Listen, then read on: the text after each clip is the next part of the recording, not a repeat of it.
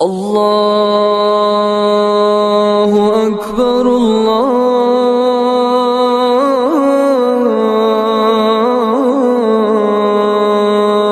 اکبر۔ السلام علیکم ورحمۃ اللہ وبرکاتہ۔ رفیقان ملت ایمانیہ، میرے عزیز بھائیوں، اللہ رب العزت جل جلالہ کا فرمان عالی شان ہے، اولم یتفکروا فی انفسہم ما خلق اللہ السماوات والارض وما بینہما الا بالحق واجل مسمی۔ بھلا کیا انہوں نے اپنے دلوں میں غور نہیں کیا کہ اللہ نے آسمانوں اور زمین اور ان کے درمیان پائی جانے والی چیزوں کو بغیر کسی برحق مقصد کے اور کوئی میعاد مقرر کیے بغیر پیدا نہیں کر دیا۔ پس اللہ کی مخلوقات میں غور و فکر کرنے سے بندے کا ایمان مضبوط ہوتا ہے، اس کی عقل و فکر روشن ہوتی ہے، اور باری تعالیٰ کا یہ فرمان زبان پر بلا اختیار جاری ہو جاتا ہے، ربنا ما خلقت هذا باطلا سبحانک۔ اے ہمارے رب، تو نے یہ سب کچھ بے مقصد نہیں پیدا کیا ہے، تیری ذات پاک ہے۔ یقیناً اللہ جل جلالہ نے اس کائنات کو ایک کھلی کتاب بنایا ہے اور اس کو لوگوں کی نگاہوں کے سامنے رکھ دیا ہے تاکہ لوگ اللہ کی انوکھی کاریگری اور اس کی بے مثال خلقت میں غور و فکر کریں، اور یہی نبی کریم صلی اللہ علیہ وسلم کا معمول مبارک تھا۔ چنانچہ سیدنا عبداللہ ابن عباس رضی اللہ تعالی عنہما سے مروی ہے، وہ فرماتے ہیں کہ میں نے اپنی خالہ ام المؤمنین سیدہ میمونہ کے یہاں رات گزاری، پس جب رات کا آخری تہائی حصہ باقی رہ گیا تو نبی کریم صلی اللہ علیہ وسلم تہجد کے لیے بیدار ہو کر اٹھ بیٹھے، پھر آسمان کی طرف نگاہ اٹھائی اور یہ آیت کریمہ پڑھی، ان فی خلق السماوات والارض واختلاف اللیل والنہار لآیات لأولی الالباب۔ بلا شبہ آسمانوں اور زمین کے بنانے میں اور یکے بعد دیگرے رات اور دن کے آنے جانے میں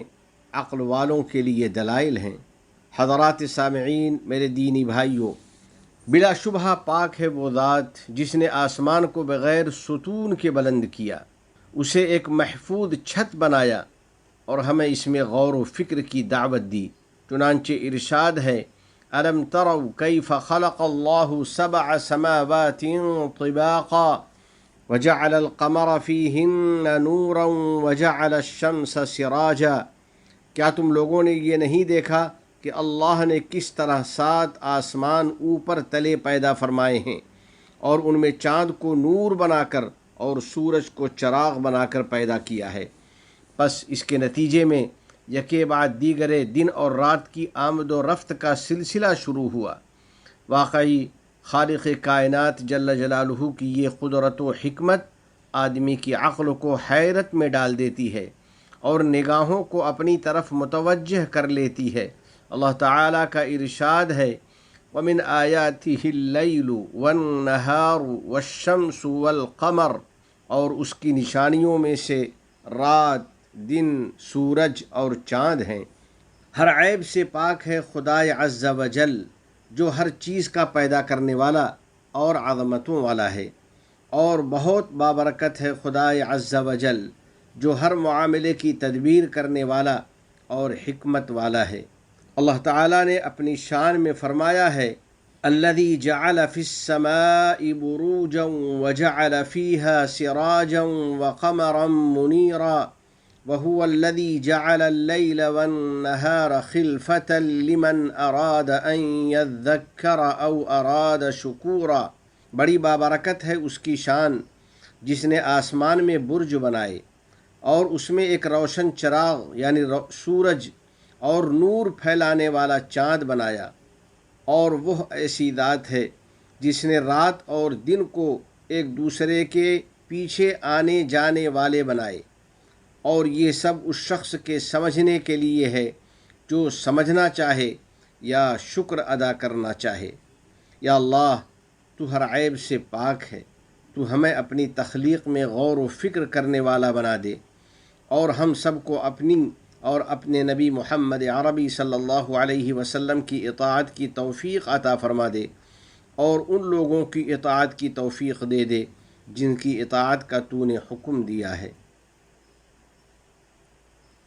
باری تعالیٰ کی کاریگری میں غور کرنے والے مومنوں، خالق کائنات جل جلالہ کا ارشاد ہے وَفِي الْأَرْضِ آیَاتٌ لِّلْمُوقِنِينَ، اور زمین میں کامل یقین کرنے والوں کے لیے نشانیاں ہیں۔ پس ہر غور و فکر کرنے والا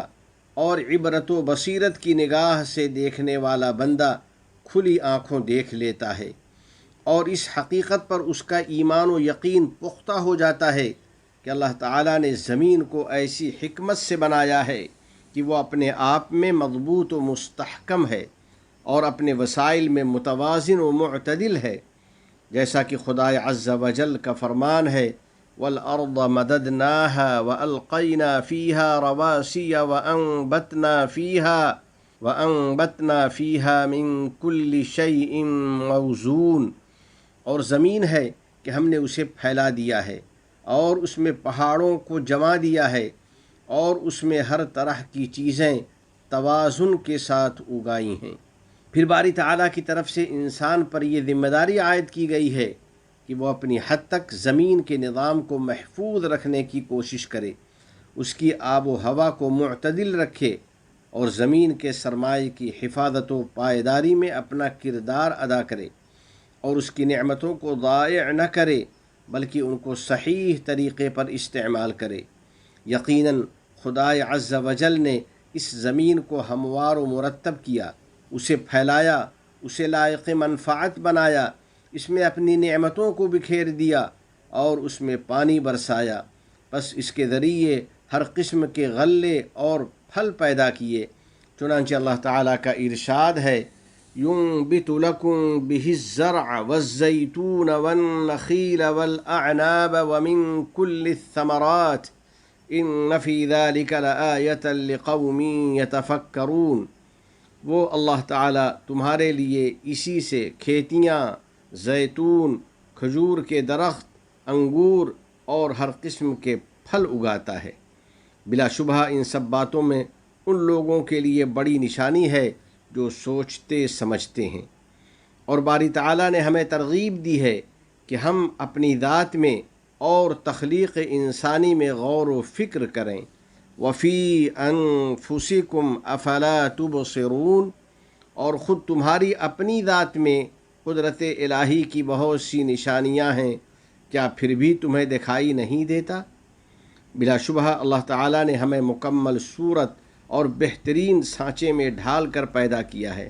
جیسا کہ اس کا فرمان ہے لَقَدْ خَلَقْنَا الْإِنسَانَ فِي أَحْسَنِ تَقْوِيمٍ، یقیناً ہم نے انسان کو بہترین سانچے میں ڈھال کر پیدا کیا ہے۔ ایک دوسری آیت مبارکہ میں ارشاد ہے فَتَبَارَكَ اللَّهُ أَحْسَنُ الْخَالِقِينَ، پس اللہ کی شان بہت بڑی اور بہت بابرکت ہے جو تمام کاریگروں میں سب سے بہتر کاریگر ہے۔ میرے بھائیو، اپنی ذات میں غور و فکر کے ساتھ ہم اس حقیقت پر بھی غور کریں کہ ہماری صورت، ہماری رنگت، ہماری بولیاں اور ہماری زبانیں الگ الگ ہیں۔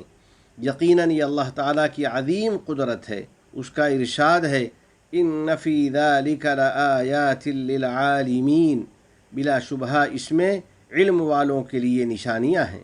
پس مومن بندے کو چاہیے کہ وہ اللہ کی قدرت کاملہ، اس کی انوکھی کاریگری اور اپنی بناوٹ میں غور کرے، اسی طرح اپنے وجود کی غرض و غایت میں غور کرے، اور اللہ تعالیٰ نے اسے جس مقصد کے لیے پیدا کیا ہے اور اس سے جو کچھ چاہا ہے ان کو پورا کرے، اور اللہ کے فرمان کے مطابق اپنی زندگی گزارے۔ تمام گناہوں، ہر قسم کی خرافات سے ہم کو بچا لے، ہماری اولاد کو ہماری آنکھوں کی ٹھنڈک بنا،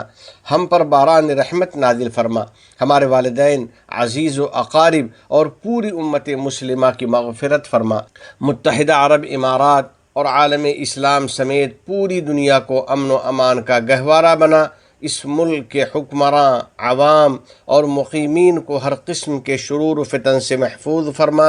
وفقنی اللہ و ایاکم لصالح الاعمال، وصلی اللہ علی سیدنا و نبینا و حبیبنا محمد وعلى آلہ وصحبہ اجمعین وعلى من تبعهم بإحسان إلى يوم الدين، والسلام علیکم ورحمۃ اللہ وبرکاتہ۔